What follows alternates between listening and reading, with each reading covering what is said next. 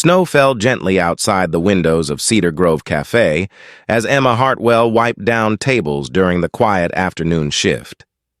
At 31, Emma had been working 2 jobs to support herself and her 3-year-old son Oliver since her divorce 18 months ago.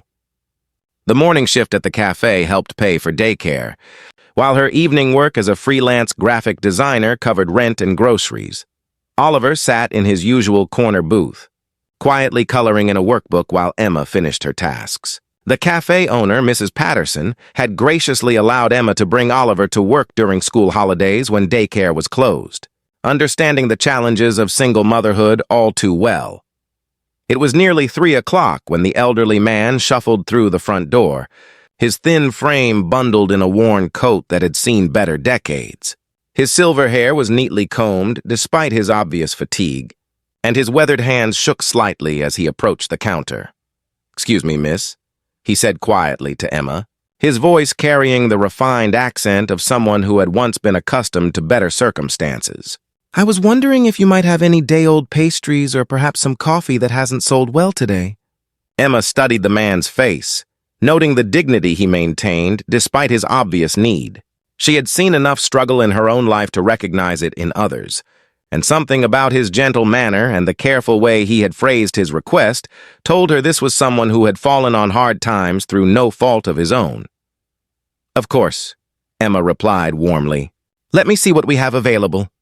She moved behind the counter, pretending to check the pastry case while actually selecting some of the freshest items: a turkey sandwich, a blueberry muffin, and a small container of soup that was still warm.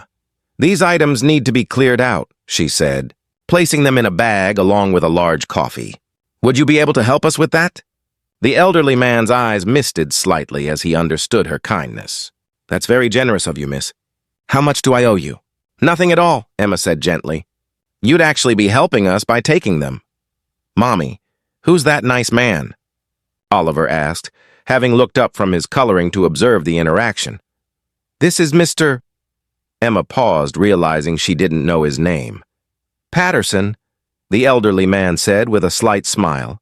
"Henry Patterson. And you must be Oliver. That's some beautiful artwork you're creating there." Oliver beamed at the praise and held up his drawing of what appeared to be a family standing under a rainbow. "I'm drawing my mommy and me and maybe a grandpa." "Because I don't have one and Mommy says everyone needs a grandpa." Henry's expression softened further as he looked at the drawing and then at Emma. "Your mother is very wise, Oliver." "And very kind." Emma felt heat rise in her cheeks at the compliment. "Mr. Patterson, would you like to sit down while you eat? It's quite cold outside and you're welcome to stay as long as you need." Henry gratefully accepted the offer, settling into a booth near Oliver's corner. As he ate, he began talking with Oliver about his drawings, praising the little boy's creativity and asking thoughtful questions about each picture. "You know, Oliver, I used to draw pictures like these when I was your age," Henry said, his voice taking on a nostalgic quality. "My own children love to draw as well. Do you have kids?" Oliver asked with the direct curiosity of childhood. "I do," Henry replied, though something sad flickered across his features. "A son. We haven't spoken in quite some time, though."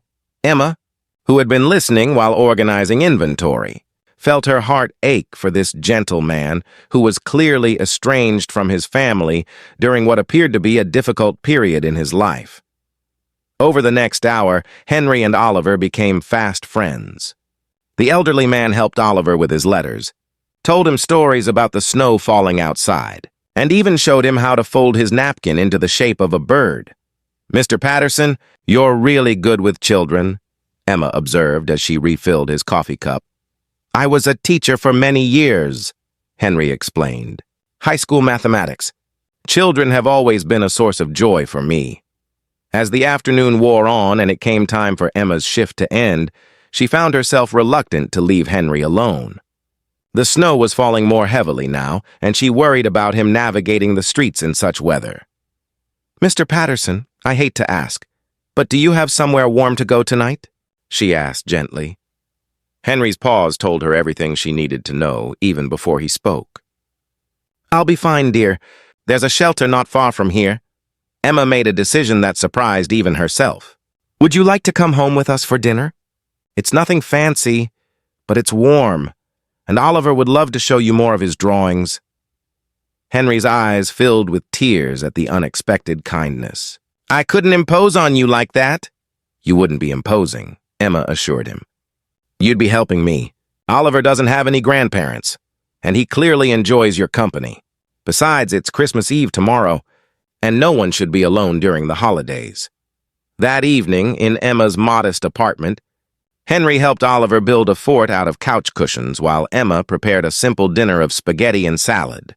The elderly man fit seamlessly into their little family dynamic, and Emma found herself wishing that Oliver could have this kind of gentle grandfather figure in his life permanently. "You know, Emma," Henry said as they watched Oliver play with his toys after dinner, "I haven't felt this much like myself in months. You and Oliver have given me a gift today that I can never repay." "Mr. Patterson, you've given us a gift too," Emma replied. "Oliver has been asking for a grandpa for months, and watching him with you today has been wonderful." The next morning, Emma woke to find Henry already up, having quietly prepared breakfast and helped Oliver get dressed. The three of them shared a peaceful Christmas Eve morning together, with Henry teaching Oliver simple card games and Emma feeling grateful for the unexpected addition to their holiday.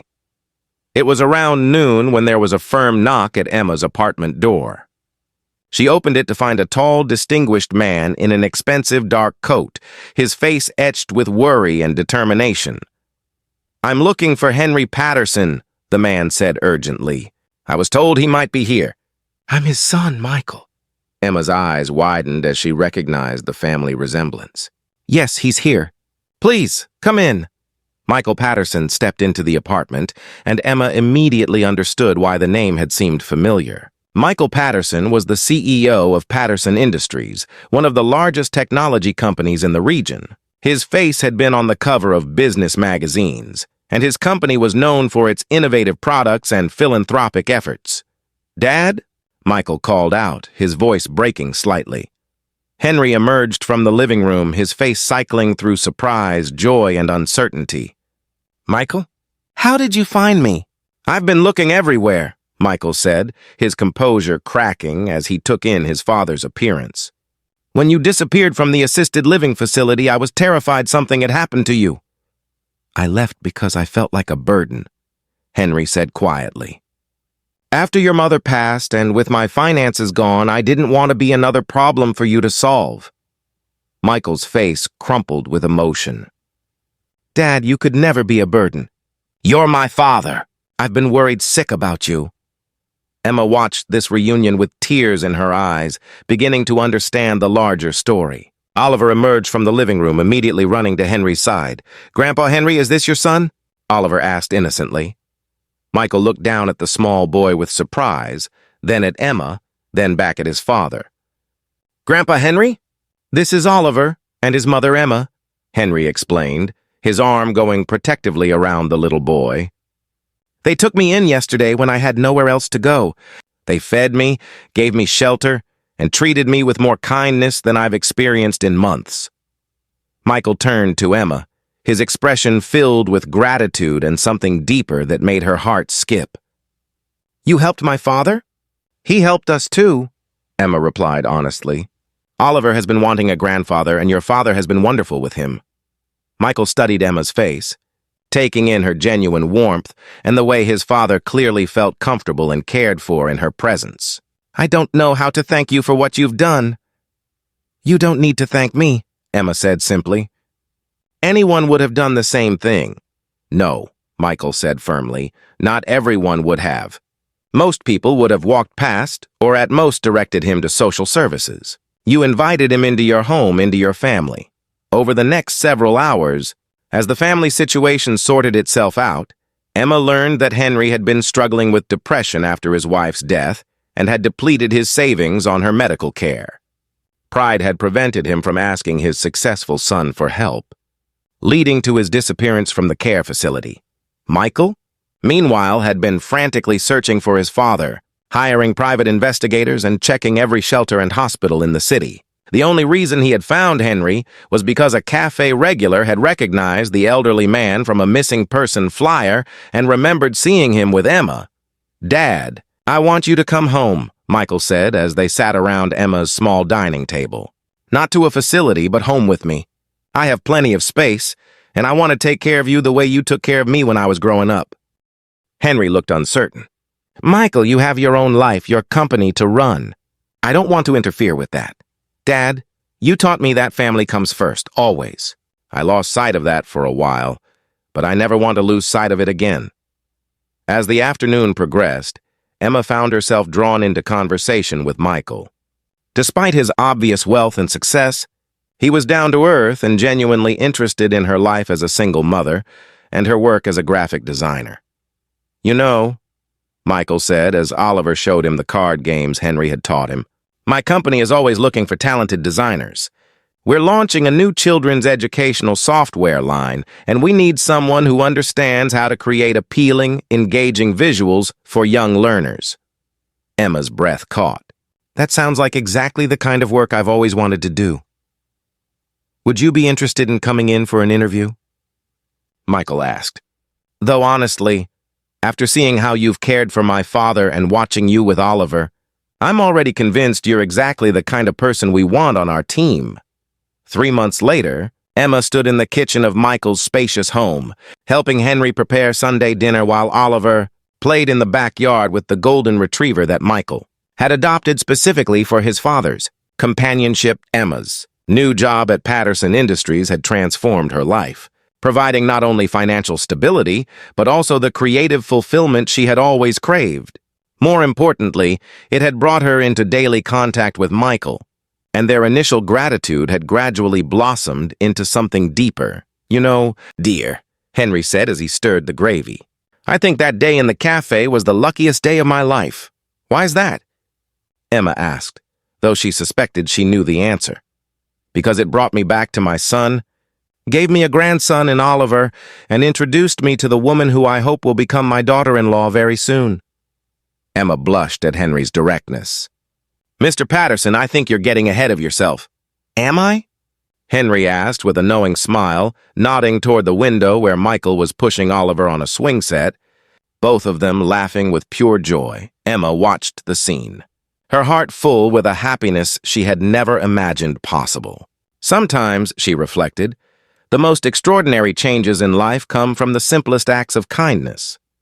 Her decision to help a hungry elderly man had not only reunited a father and son, but had also brought her the family she and Oliver had always dreamed of having. "No," she said softly, smiling at Henry. "I don't think you're getting ahead of yourself at all."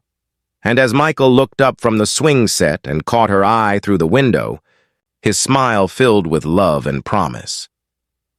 Emma knew that sometimes the most beautiful love stories begin not with grand gestures, but with small acts of compassion that open our hearts to possibilities we never dared to imagine. If this story warmed your heart and reminded you that kindness always comes back to us in the most beautiful ways, please give it a like and share it with someone who needs to believe in the power of compassion today. Subscribe for more heartwarming stories about how small acts of kindness can change entire lives. And let us know in the comments about a time when helping someone else brought unexpected blessings into your own life. Sometimes the most profound connections begin with simply seeing another person's need and choosing to care.